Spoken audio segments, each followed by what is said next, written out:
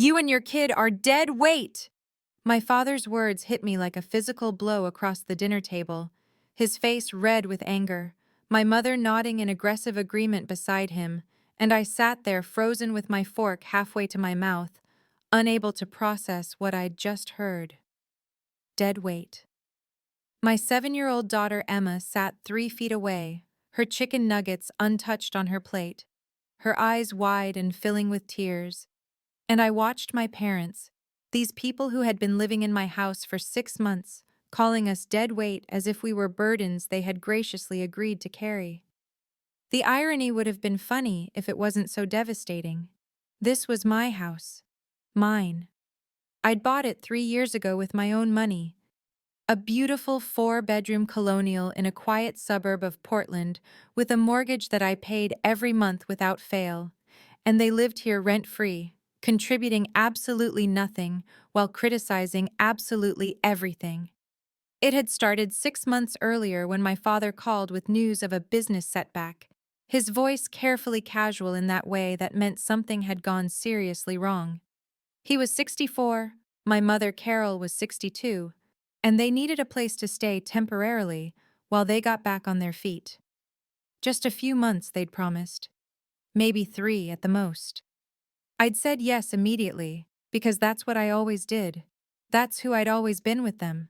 The daughter desperate for approval, for some sign that I was enough, that I mattered. I worked from home as a senior software architect, a job that afforded me considerable flexibility, and, though I'd never explicitly told them, a salary of $240,000 a year. They'd never asked what I earned. They'd simply assumed, I realized much later, that a single mother working on a computer must be struggling, must be barely scraping by, because that fit the narrative they'd constructed about my life. I'd let them keep that assumption, had even unconsciously reinforced it by never talking about money, never mentioning the successful projects I led, or the promotions I'd earned, because some part of me was still the little girl seeking their validation, and praise felt dangerous, like tempting fate.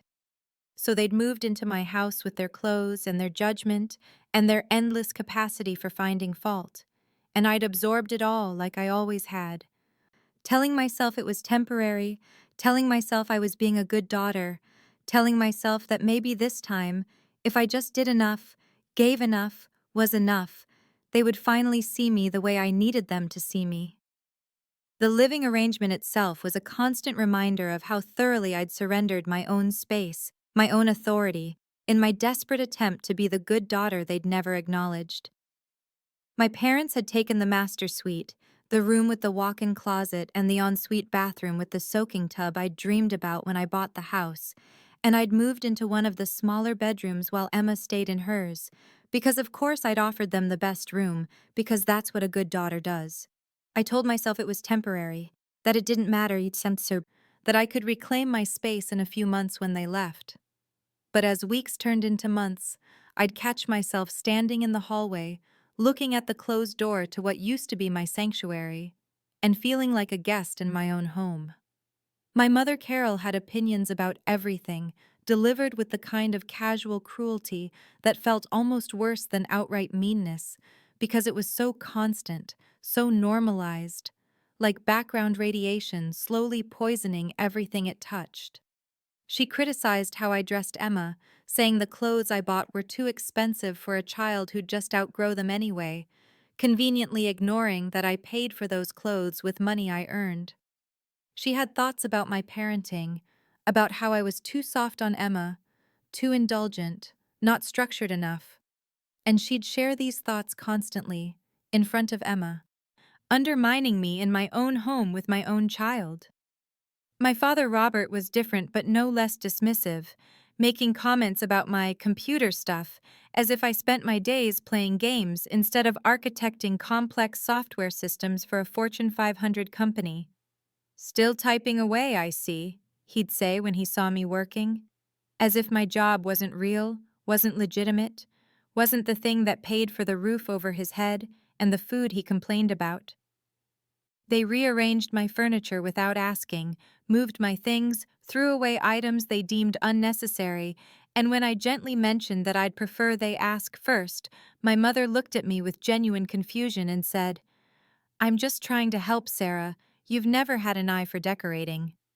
I'd bought the groceries they complained weren't the right brands, paid for the cable package they watched for hours every day, covered utilities that had nearly doubled since they moved in, and absorbed every criticism with the same patient silence I'd perfected as a child.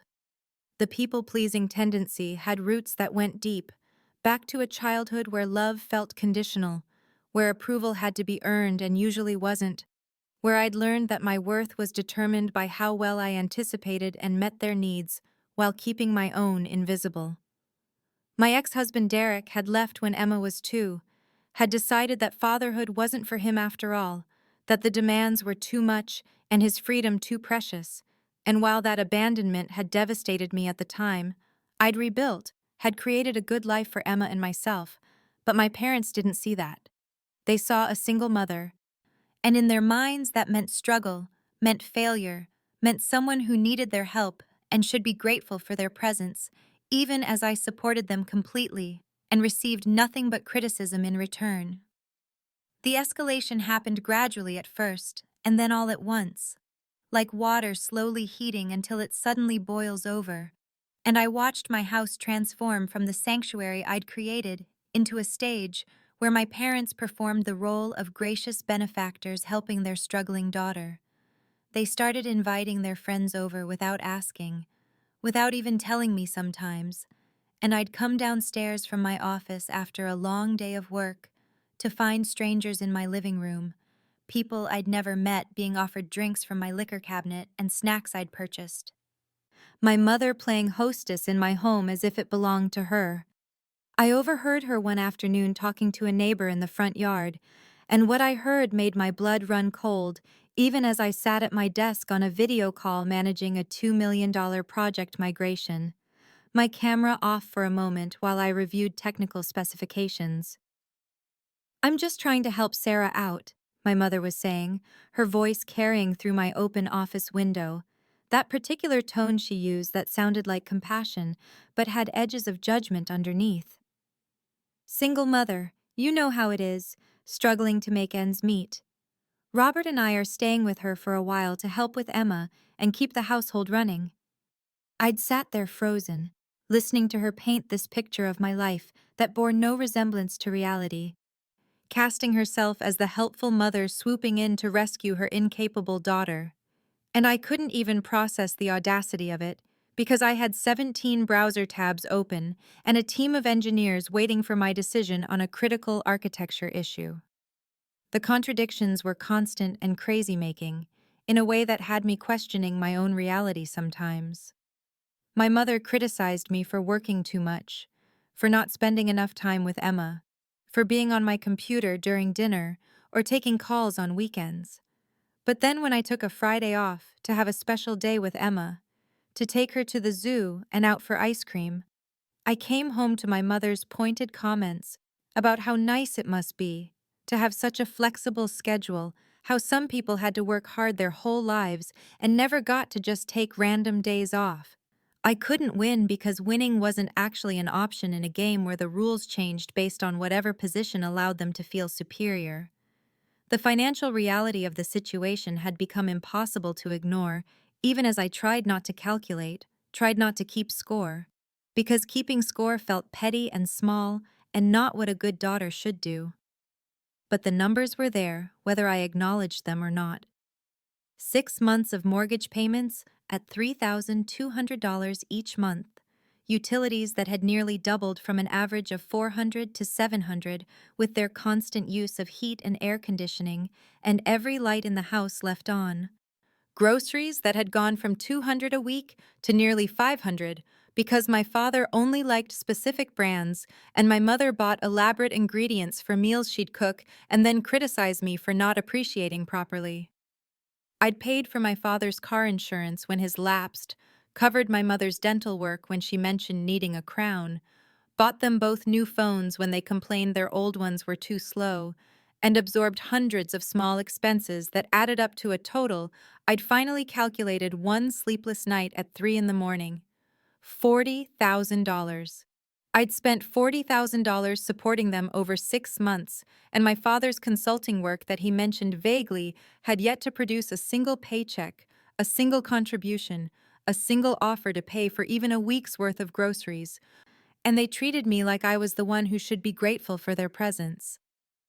Marcus Chen was the first person who really saw what was happening, or maybe he was just the first person I allowed to see it. The first crack in the wall I'd built around myself, where I pretended everything was fine, even as I was slowly suffocating under the weight of my parents' presence and judgment. He was a senior engineering manager on my team, someone I'd worked with for 3 years and genuinely liked, with an easy humor and a directness I appreciated in our professional interactions. But we'd kept things mostly work-focused until he started noticing things during our video calls that I didn't realize were visible. The stress must have been written on my face in ways I couldn't hide. Tension in my shoulders, circles under my eyes from nights lying awake, calculating expenses, and trying to figure out how I'd ended up feeling like a failure, when objectively I was succeeding at everything except gaining my parents' approval. He'd seen them in the background a few times, had probably noticed the way my mother would walk past my office door and make dismissive gestures or comments she thought were out of microphone range, but weren't quite. And he'd started asking if everything was okay in that careful way people do when they suspect something is wrong, but don't want to overstep. I'd deflected initially, said everything was fine, just family visiting, nothing to worry about, but Marcus wasn't someone who accepted surface answers when he could tell there was something deeper happening.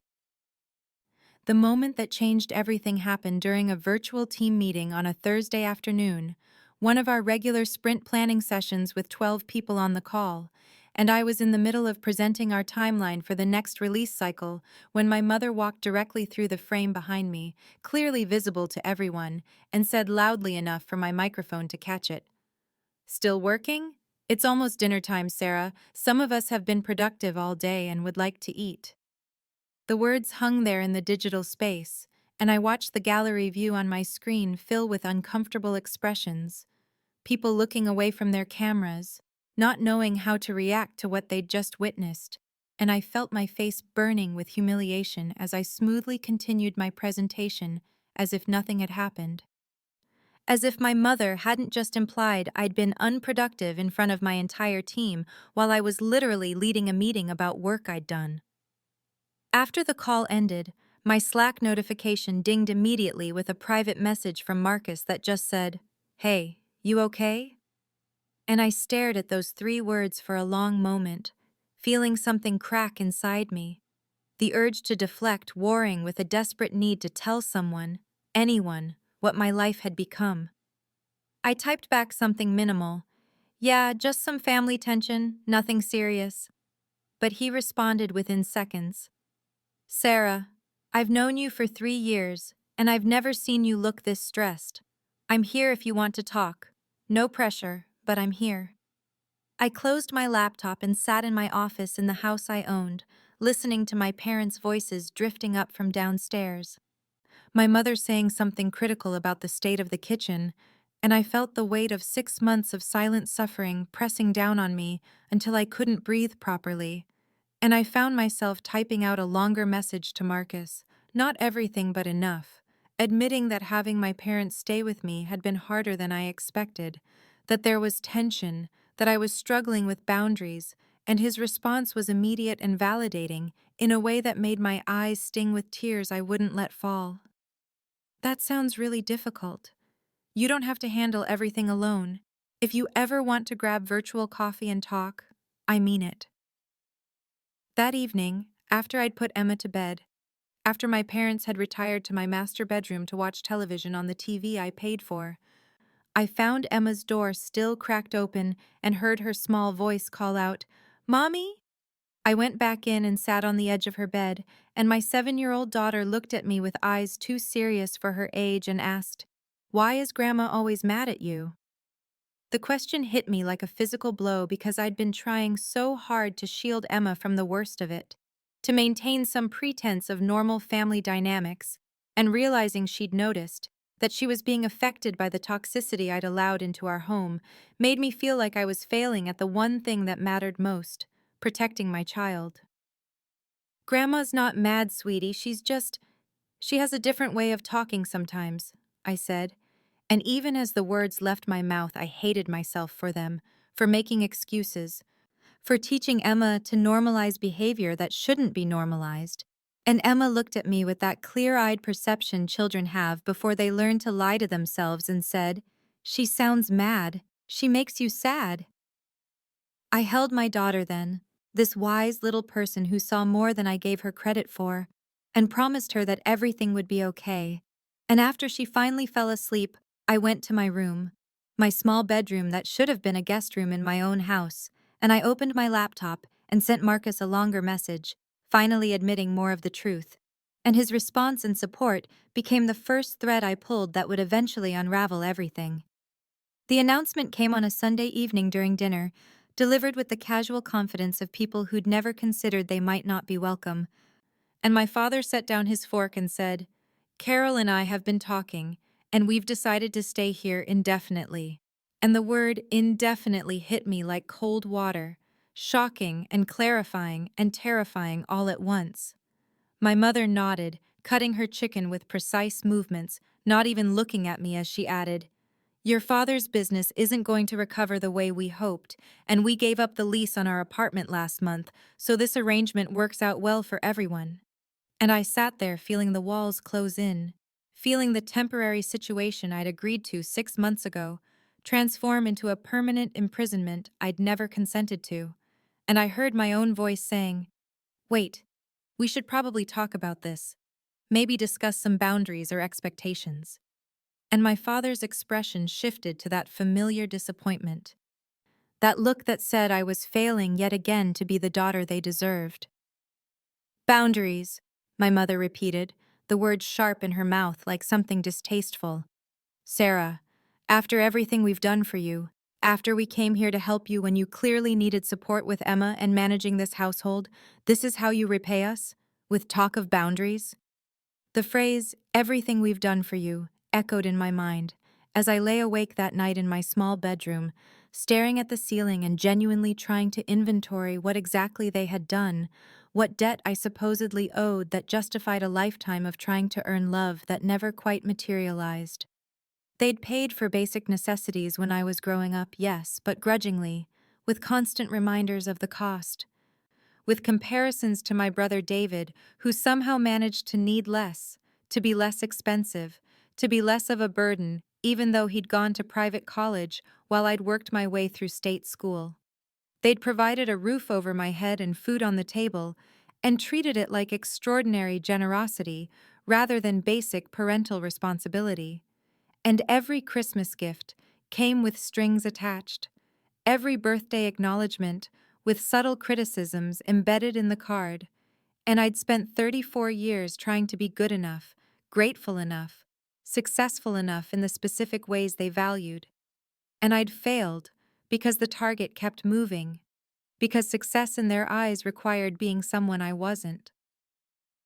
I got out of bed at 2 in the morning and opened the closet where I'd stored boxes of old photos, pulling out albums from my childhood, and I looked at pictures of family gatherings where my brother stood at the center, my parents' arms around him, while I hovered at the edges, and I saw my younger self's expression in those photos, always trying so hard, always aware of being secondary, always knowing that David was the favorite even before he'd accomplished anything to deserve it, before any of us had become who we'd eventually be. David, I realized with sudden clarity, who hadn't spoken to our parents in 3 years, who'd changed his number and moved without telling them his new address, who'd chosen absence over continuing to seek approval that would never come. I pulled out my laptop and started researching tenant laws in my state, feeling guilty even as I typed the search terms, feeling like a terrible daughter for even considering what rights I had to remove my own parents from my own house. And the guilt sat heavy in my chest, alongside a growing anger I'd suppressed for so long I'd almost forgotten it was there, buried under years of people-pleasing and trying to be good. and I wondered what kind of person I'd become that I felt worse about researching my legal options than my parents felt about treating me like a convenient safety net they could criticize while they used. The product launch happened on a Wednesday morning, 3 weeks after my parents had announced their indefinite stay, and it was the culmination of 8 months of intensive work leading a cross-functional team through the development of a new security infrastructure platform that would serve over 2 million users. And I'd been the principal architect on the project, responsible for technical decisions that my company's CTO had praised in an all-hands meeting as exceptional engineering leadership. The launch went flawlessly, all our metrics hitting targets within the first 2 hours, and my inbox filled with congratulations from colleagues across the company. And then at 11 o'clock, my boss Sarah called me directly to tell me that the executive team was awarding me a $15,000 performance bonus in recognition of my work on the project, and I felt this surge of pure professional pride, this validation that I was genuinely good at what I did, that my work mattered and was valued, and I immediately thought about sharing this with my parents, some part of me still desperately hoping that this achievement would finally make them see me differently. I finished my workday riding high on that success, took Emma to get ice cream to celebrate even though she didn't fully understand what Mommy had accomplished, but was thrilled to have special time together, and when we got home at 6 o'clock, I walked into the living room where my parents were watching one of their evening game shows and said, "I have some really good news to share." And my mother held up her hand without looking away from the television and said, "Sarah, we're watching this, can it wait?" I stood there holding Emma's hand, my daughter looking up at me with confusion because she knew this was supposed to be important, and I said, "The product I've been leading at work launched today, and it was a complete success, and I'm getting a $15,000 bonus." And my father glanced over briefly and said, "That's nice, honey," in the tone you'd use for a child showing you a mediocre drawing, and then he made this chuckling sound and added, "Monopoly money from computer games," and turned back to the TV where a contestant was spinning a wheel. My mother didn't even acknowledge what I'd said, just shushed my father because he was talking over the show, and I felt something inside me go very quiet and very cold, and Emma tugged on my hand and whispered, "Mommy, I made you something," and led me to her room, where she'd drawn a picture of me at my computer with the words, "Congratulations, Mommy," in her careful 7-year-old handwriting, with backwards letters and hearts drawn around the border.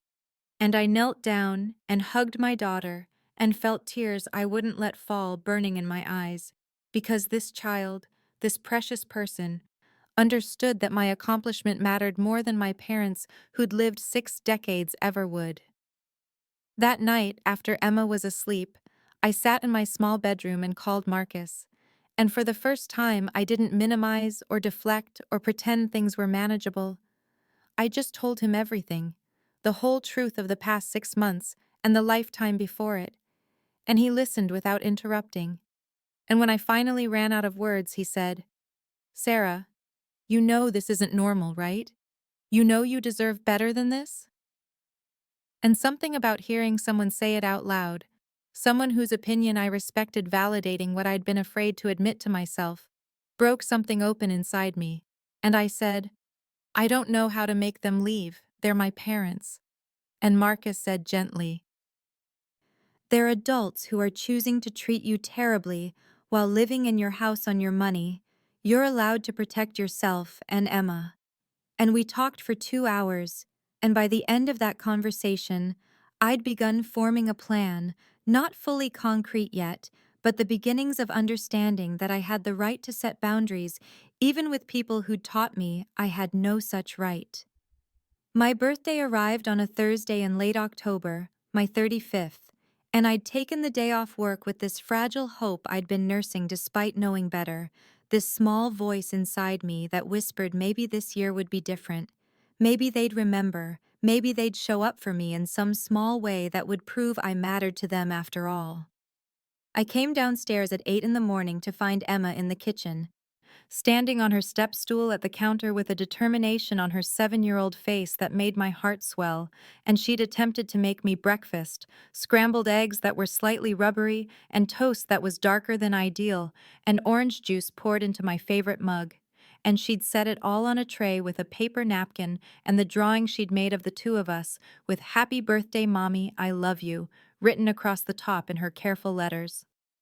My parents were still asleep in the master bedroom, and I sat with Emma at the kitchen table eating every bite of those imperfect eggs and telling her it was the best birthday breakfast I'd ever had, which was true in every way that mattered.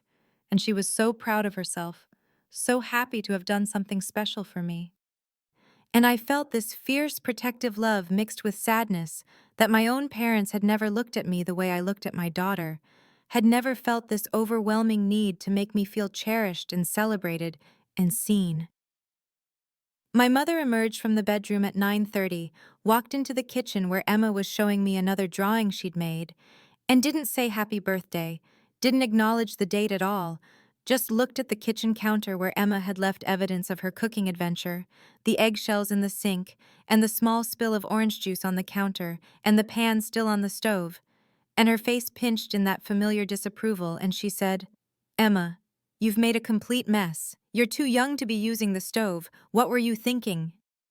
Emma's face fell immediately, her joy evaporating, and she looked at me with uncertainty and the beginning of tears, and I felt something shift inside me, some final thread of patience snapping cleanly, and I said in a calm voice that surprised me with its steadiness, "Mom, she was making me birthday breakfast, and the mess is fine.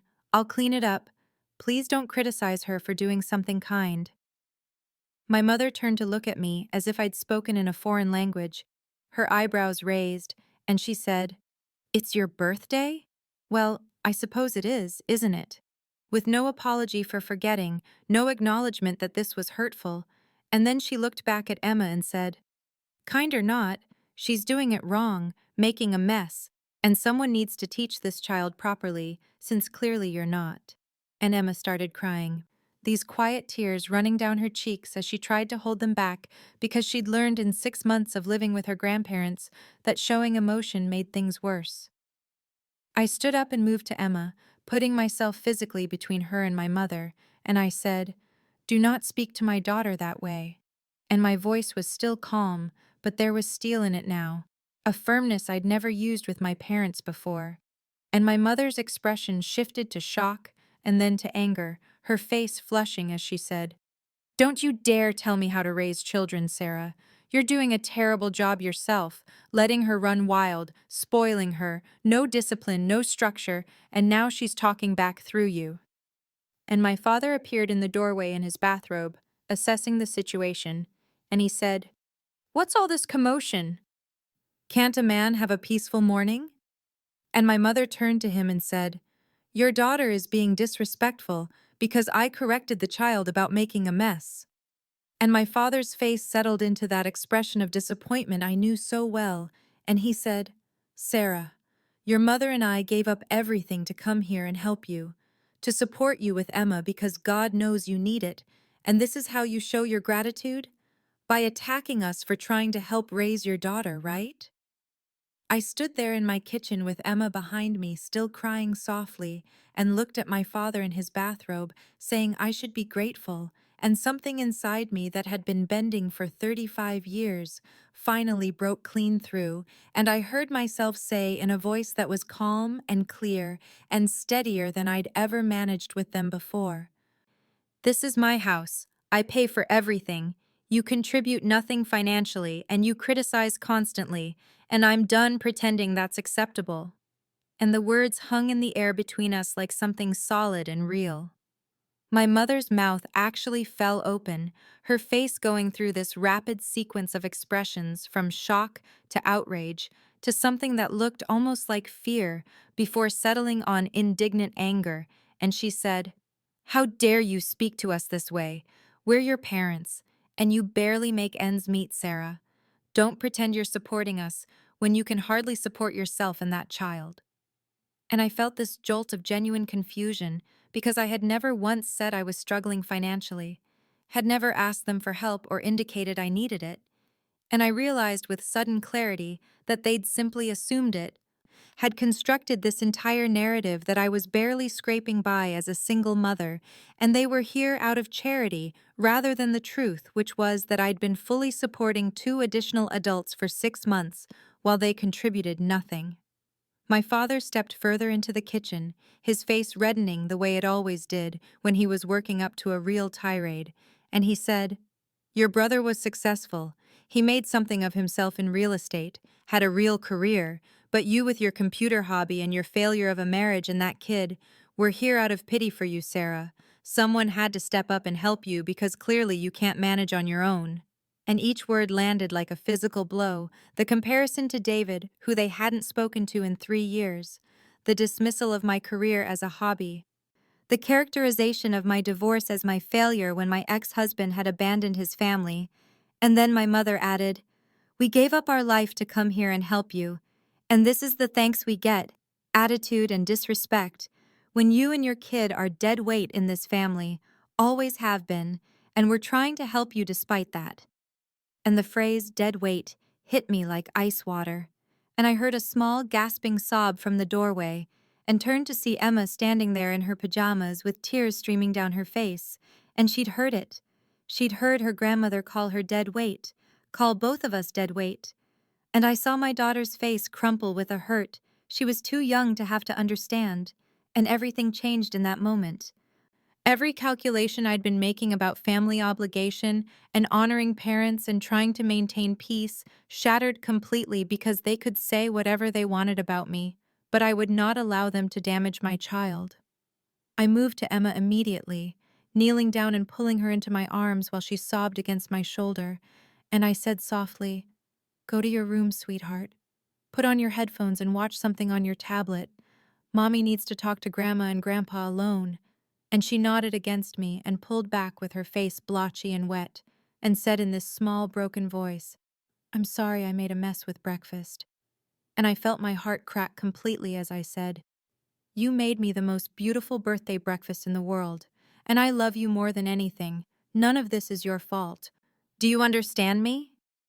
And she nodded again, though I wasn't sure she believed it, and I walked her to her room, got her settled with her tablet and her noise-canceling headphones that I'd bought her 3 months ago when I realized how often she needed to escape the tension in the house. And I kissed her forehead and told her I loved her, and closed her door gently before turning back toward the kitchen, where I could hear my parents' voices rising in continued outrage about my disrespect and ingratitude. I walked past them without speaking, went to my home office, and in that moment, I made the decision that I'd been dancing around for weeks, the choice I'd been too afraid to make, because it meant accepting that my parents would never be what I needed them to be, would never see me or love me the way I'd spent 35 years hoping they would. And I opened my filing cabinet with hands that were remarkably steady and pulled out the documents I needed, the mortgage papers for the house showing my name alone on the deed, with a current value of $680,000 and remaining balance of $200,000, my last 3 months of pay stubs showing my gross monthly income of $20,000, and I logged into my bank account and printed out 6 months of statements that showed every single expense I'd covered for my parents, the groceries and utilities, and the health insurance I'd added them to, and the car insurance for the vehicle they drove that was titled in my name, line after line of expenditures that totaled just over $40,000 in half a year. I gathered all of it, this paper proof of the reality they'd refused to see, and I walked back to the living room where my mother was saying to my father, "She's become completely unreasonable. I don't know where this attitude is coming from. We've done nothing but try to help her." And my father was nodding and saying, "It's the stress of trying to manage on her salary. She's taking it out on us." And they both looked up when I entered, and my mother opened her mouth to continue her litany of my failures, but I said in a voice that was calm and cold, and completely done with their nonsense, "We need to talk, and this time you need to listen, really listen, because things are about to change." And I set the stack of papers down on the coffee table in front of where they sat on the couch, and my father glanced at them dismissively and said, "Sarah, I don't know what you think you're proving with whatever this is, but you need to apologize to your mother and we can move past this." And I said, "I'm not apologizing for anything. I'm showing you the truth you've refused to see." And I sat down across from them and placed my hands flat on my knees to keep them from shaking, because despite my resolve, I was still terrified of their disapproval, still that little girl inside desperate for their love. But I was also a mother who had just watched her daughter's heart break, and that was stronger than fear. I picked up the first document from the stack, the mortgage papers with their official letterhead and legal language, and I spread them out on the coffee table so both my parents could see clearly, and I said in that same calm, cold voice, "This house is mine. I bought it 3 years ago with my own money. And here's the mortgage showing my name only on the deed with a current property value of $680,000 and a remaining balance of $200,000. And I watched my mother lean forward slightly to look at the papers, her expression shifting from dismissive irritation to confusion, and my father said, "What are you talking about? You rent this place. You told us you were renting." But I shook my head and said, "I never said that. You assumed it, and I didn't correct you because I'd learned a long time ago that sharing my successes with you only led to criticism or dismissal." And I picked up the pay stubs next, 3 months of them printed on my company's official paper with all the numbers clearly visible, and I set them down on top of the mortgage papers and said, "I'm a senior software architect for a Fortune 500 company. I earn $240,000 annually, which breaks down to $20,000 per month gross income, and I've supported you completely for the past 6 months while you've contributed nothing financially." And I watched the numbers register on their faces, saw my mother's eyes widen as she picked up one of the pay stubs, like she needed to verify it was real. And my father's face went through this rapid transformation from angry red to pale shock, and he said, "That can't be right. Those numbers are. You never mentioned anything about earning that kind of money." And I felt this bubble of something that might have been laughter or might have been hysteria rising in my throat as I said, "You never asked, Dad. Not once in 6 months did either of you ask about my job or my income or my life. You just assumed I was barely scraping by because I'm a single mother, and that fit the narrative you'd already constructed about my failure." And I pulled out the bank statements next, 6 months of them that I'd highlighted systematically the night before during one of my planning sessions. Every expense I'd covered for them marked in yellow. And I started going through them line by line, my voice steady as I said, "Groceries every week, between $300 and $400 because you have specific preferences, utilities that doubled when you moved in, the health insurance I added you to at $800 per month, car insurance for the vehicle you drive that's titled in my name, the new mattress you said you needed for your back at $2,000, mom's dental work at $3,500, the streaming services you wanted, the dining out, the gas, everything." And I looked up from the statements to meet their eyes and said, "You've cost me just over $40,000 in 6 months, and not once did you thank me or acknowledge what I was providing, or even seem to notice that someone was paying for your entire existence." And my mother was still holding the pay stub, her hand trembling slightly, and she said in a voice that was smaller than I'd ever heard from her, "But you never said anything. You acted like everything was normal." And I felt that calm fury settle deeper into my bones as I replied, "I acted like a daughter trying desperately to earn love from parents who made her feel worthless her entire life. I acted like someone who thought maybe if I was generous enough and patient enough and quiet enough about my own success, you might finally see me as valuable. But you called my daughter dead weight today. You called both of us dead weight. And that showed me exactly how you see us no matter what I achieve or provide." And my father was shaking his head, his engineer's mind clearly trying to reconcile the numbers in front of him with the image of me he'd held for 35 years. And he said, "You should have told us. We didn't know. How were we supposed to know if you didn't tell us?" And I leaned back in my chair and looked at both of them and said something I'd been realizing for months, but had been too afraid to voice. You never asked because you never actually wanted to know. Knowing would have meant acknowledging that I succeeded without your approval or guidance, and that didn't fit what you needed me to be. I looked at my mother, who was still holding that pay stub like it might disappear if she let go. And I looked at my father, whose face had gone through shock and was now settling into something defensive, and I felt 35 years of unspoken truths rising up in my throat, and I knew this was the moment where I either said them or swallowed them down forever. And I chose to speak because my daughter was down the hall with headphones on, trying to block out the sound of her family breaking apart, and she deserved better than the cycle I'd been living. You want to talk about what you did for me, what I owe you, so let's talk about that, I said. And my mother opened her mouth, but I held up my hand and continued. My entire childhood was conditional. Every bit of love or approval I received came with strings attached, with comparisons to other children, with reminders that I wasn't quite good enough, wasn't quite what you wanted. And I watched my mother's face shift into that familiar expression of wounded denial. But I didn't stop, I said. You paid for necessities. Yes, you fed me and clothed me and kept a roof over my head. But you did it resentfully. You made me feel like every dollar spent on me was a burden you could barely shoulder. I remember being 9 years old and hearing you tell Dad that you wished you'd stopped at one child because two was such a financial strain. And my father said, Sarah, that's not fair. You're taking things out of context. But I shook my head and said, I'm taking them exactly in context. The context of a childhood spent feeling like I was never enough, never smart enough, or pretty enough, or successful enough in the right ways. And David felt it too, Dad. That's why your son hasn't spoken to you in 3 years. That's why he changed his phone number and moved across the country without telling you where. And I saw my mother flinch at the mention of my brother, but I kept going, because these truths had been locked inside me for decades, and they were coming out now, whether my parents wanted to hear them or not.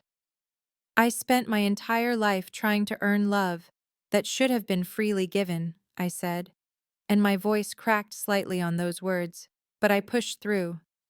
I worked myself nearly to death getting perfect grades and scholarships so I wouldn't be a financial burden.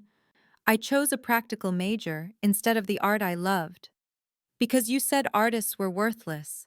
I married a man you approved of even though I had doubts, because I thought your blessing meant something, and when he left me pregnant and alone, you looked at me like I'd confirmed every disappointment you'd ever had about me. And my mother said, We never said that. We helped you when Emma was born. But I laughed, a sharp, bitter sound, and said, You visited twice in the hospital, and you spent both visits criticizing my birth plan and telling me I should have tried harder to keep my husband. And then you saw Emma maybe 4 times in her first year of life because you were embarrassed that I was a single mother. You actually told your friends I was widowed because divorce was too shameful. And I saw the truth of that register on my mother's face, the way she couldn't quite meet my eyes, and I turned to my father and said, And you, Dad, you've never once asked me about my work, never shown any interest in what I do or how I got here. You just dismissed it as computer stuff and made jokes about it not being a real job like engineering. But I'm successful. I'm incredibly successful. I've built systems that millions of people use. I've managed teams and projects and budgets bigger than you ever handled, and you never noticed because you never truly saw me. And my father's face was red again, that defensive anger rising. But I wasn't finished.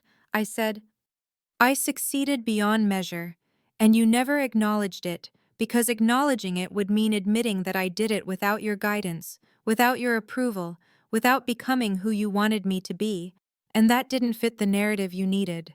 The narrative where I was the struggling daughter who needed rescuing, and you were the generous parent sacrificing to help me. And then I leaned forward and I said the thing that mattered most, the thing that had crystallized everything for me that morning when I saw Emma's face. But what I will not tolerate, what I cannot forgive, is how you treat my daughter. You call her dead weight. You criticize and dismiss her the same way you did to me. And she's 7 years old. And she's already learning that love is conditional and she has to earn it by being perfect. And I will not let you do to her what you did to me. She is the most precious thing in my life, and she deserves to grow up knowing she's loved exactly as she is, not for what she achieves, or how well she performs, or how little space she takes up. I sat back in my chair, and I looked at both of them, my mother still holding that pay stub with trembling hands, and my father's face cycling through emotions he couldn't quite control, and I said the words I'd been preparing in my mind for weeks, the words that felt both terrifying and liberating. You have 30 days to find other arrangements. I'm giving you formal notice to vacate my home. And the silence that followed was so complete, I could hear the hum of the refrigerator in the kitchen, and the distant sound of Emma's tablet playing something down the hall. And then that silence shattered as both my parents started talking at once, my mother's voice going high and sharp as she said, "You can't be serious. You're not actually throwing us out, your own parents." And my father's voice overlapping hers with, "This is insane. You can't just kick us out with nowhere to go. We're your family." And I held up both hands and said in that same calm voice I'd been using, "I can and I am. You'll have 30 days, which is more than the legal requirement, and I'll give you $5,000 toward moving expenses to help you get settled somewhere else." And my mother stood up suddenly, her chair scraping against the hardwood floor, and she said, "This is cruelty. This is pure cruelty. We gave up our apartment to come help you, and now you're abandoning us." And I felt something twist in my chest at that word. Abandoning. The same word she'd used my whole life whenever I tried to establish any boundary or independence. But I pushed through it and said, "You gave up your apartment because Dad's consulting business failed, and you couldn't afford the rent anymore. You didn't come to help me. You came because you had nowhere else to go, and you assumed I was struggling enough that you could move in and take over." And my father's face went red again, that familiar anger rising, and he said, "We'll fight this. You can't legally evict us without cause. We'll get a lawyer." And I felt this small smile cross my face because I'd prepared for exactly this. And I said, "I spoke with an attorney 3 days ago. Actually, Marcus connected me with a friend of his who specializes in tenant law. And since you've never paid rent or contributed to household expenses, there's no formal tenancy agreement. But out of respect, I'm giving you written 30-day notice anyway, which is more than generous." And I pulled out the formal eviction notice I'd had the lawyer draft, 2 copies printed on legal paper, and I set them on the table next to all the financial documents. And my mother's anger shifted into something else, something that looked like panic. And she sat back down and her eyes filled with tears. And she said in a voice I'd heard her use 1,000 times when she wanted sympathy, "How can you do this to us? We're old. We have nowhere to go. We're your parents." And I felt that old familiar guilt trying to rise up, that programmed response to her tears that had controlled me my entire life. But I thought about Emma down the hall with her headphones on, and I thought about the words dead weight, and I said, "I'll help you find a suitable apartment. I've already looked at several options in your price range, and the $5,000 I'm giving you will cover first month's rent and security deposit at most places. But you cannot stay here. This is not negotiable." And my father said, "You're really going to throw us out onto the street over one argument, over a few words said in anger?" And I shook my head and said, "This isn't about one argument. This is about 6 months of constant criticism and disrespect. This is about a lifetime of conditional love and emotional manipulation. This is about you calling my daughter dead weight and making her cry in her own home." And my mother wiped at her eyes and said in a last desperate attempt, "What will people think? What will our friends say when they find out you evicted your own parents?" And something crystallized in that moment, something I'd been circling around for months, and I realized that this was what it had always been about for them: appearances, what other people thought, the image they presented to the world. And I said quietly, "I don't care anymore, Mom. I don't care what your friends think, or what the neighbors think, or what anyone thinks except Emma and myself. And we deserve to live in our own home without being criticized and dismissed and made to feel worthless every single day." And I stood up and I said, "I'll have the formal notice delivered to you tomorrow. Your 30 days starts then." And I meant what I said about helping you find a place. I'm not trying to hurt you. I'm just trying to protect my daughter and myself." The 30 days that followed were the longest of my life, stretched out like some kind of psychological endurance test, where every morning I woke up with a knot in my stomach and every evening I went to bed exhausted from maintaining boundaries I'd never had to enforce before. My parents cycled through every manipulation tactic they'd perfected over decades, starting with the silent treatment where they'd move through the house like ghosts, refusing to acknowledge my existence or Emma's. Then shifting to guilt, where my mother would sigh heavily whenever I entered a room and make comments to my father, just loud enough for me to hear about how some children abandon their parents in old age. Then trying bargaining where my father suggested maybe they could stay if they paid a small amount of rent, which we all knew he couldn't afford. Then back to anger where they'd make cutting remarks about my ingratitude and selfishness.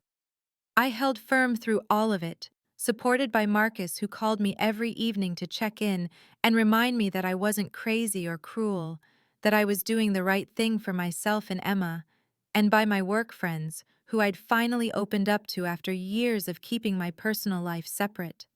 I spent hours searching for apartments in my parents' price range, places that would accept their limited income and lack of recent rental history, and I found a decent two-bedroom about 20 minutes away in a quiet complex with reasonable rent, and I did exactly what I'd promised. I paid the first month's rent of $1,800 and the security deposit of $1,800, another $3,000 on top of the $5,000 I'd already given them for moving expenses. Money I told myself was worth it if it meant they'd be gone and Emma and I could have our home back. Moving day arrived on a cold Saturday in March, 32 days after I'd given them notice, because they'd dragged their feet until the last possible moment, and I'd arranged for movers, because I knew my father's pride wouldn't let him accept help from me directly, and I watched from the kitchen window as they loaded boxes and furniture into the truck, my parents' faces set in identical expressions of wounded dignity. They barely spoke to me during those final hours, just cold, necessary exchanges about which items were theirs and which weren't. And my mother made a point of leaving behind a framed photo of me and David as children that had sat on the mantel, a small, petty gesture that still managed to sting. Emma stayed in her room during most of it because I didn't want her to feel the weight of their departure, didn't want her to think she was responsible for any of it. And just before the movers finished loading the truck, my phone rang with a number I didn't recognize. And when I answered, I heard my brother David's voice for the first time in 3 years saying, "Sarah, it's me. I got your email." And I stepped out onto the back porch where my parents couldn't hear me, and I felt tears start to fall as he said, "I'm so proud of you. I know how hard this must be. I went through the same thing when I cut them off and it nearly destroyed me, but it was the best decision I ever made."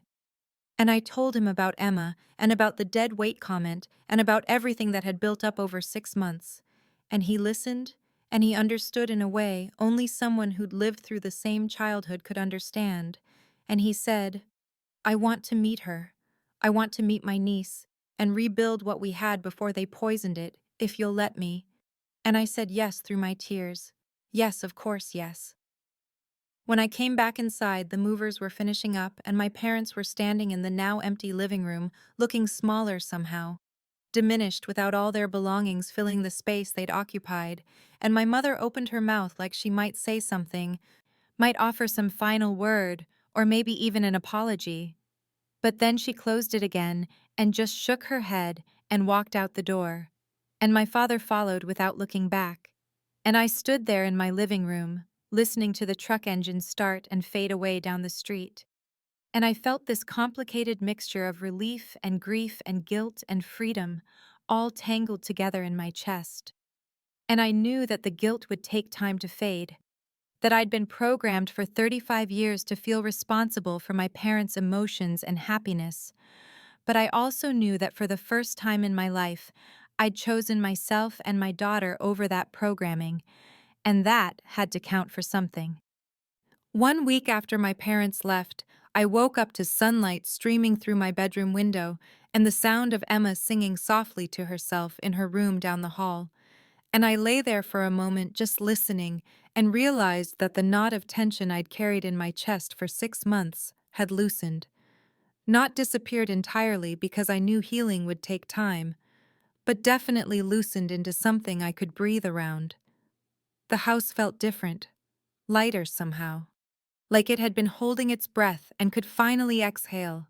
And when I walked into the kitchen, Emma was already at the table with her coloring books spread out, and she looked up at me with a smile that reached her eyes in a way I hadn't seen since before my parents moved in.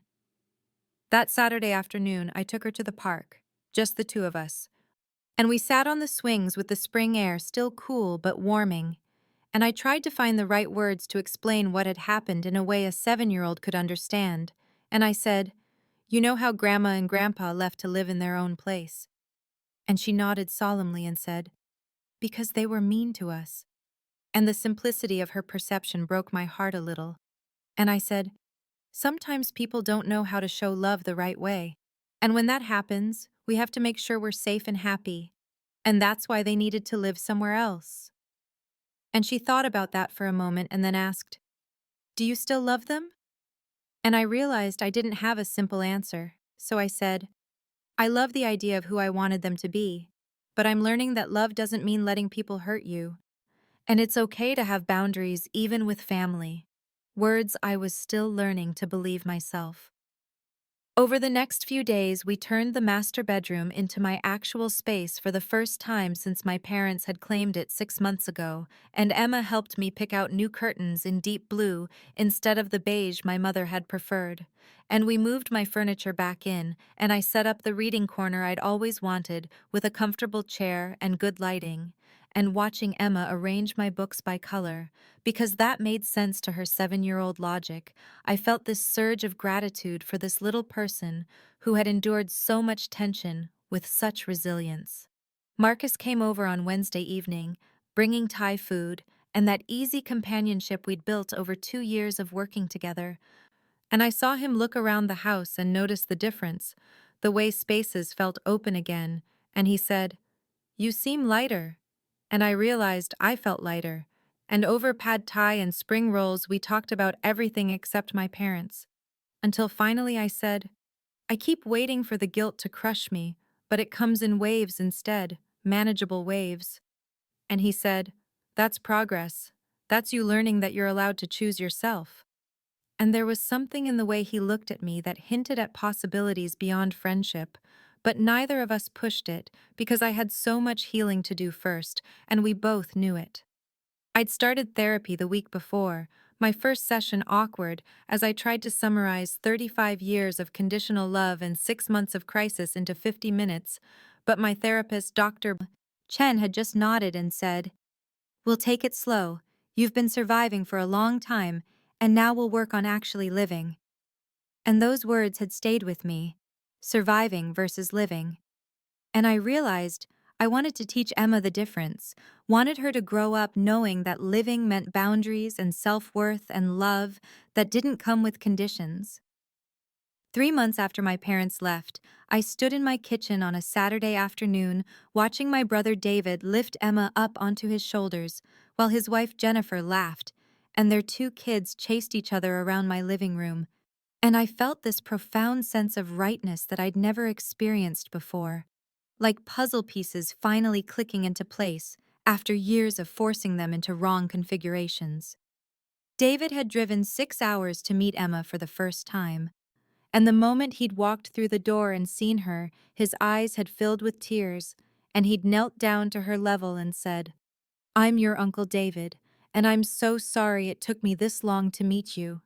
And Emma, with her 7-year-old wisdom, had just hugged him and said, "It's okay. Mama says sometimes things take the time they take," which was something I'd told her during one of our talks about family and healing. Over lunch, David and I had shared stories from our childhood, the experiences we'd both endured that we'd never been able to name as children. And Jennifer had listened with compassion while also keeping things light enough that the kids didn't absorb the heaviness. And David had said, "I tried for years to be enough for them, to achieve enough success that they'd finally see me. And when I realized it would never be enough, I had to walk away for my own survival."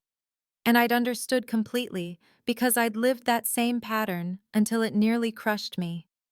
2 weeks earlier, I'd received an email from my mother, the first contact since moving day, and I'd stared at it for a full hour before opening it.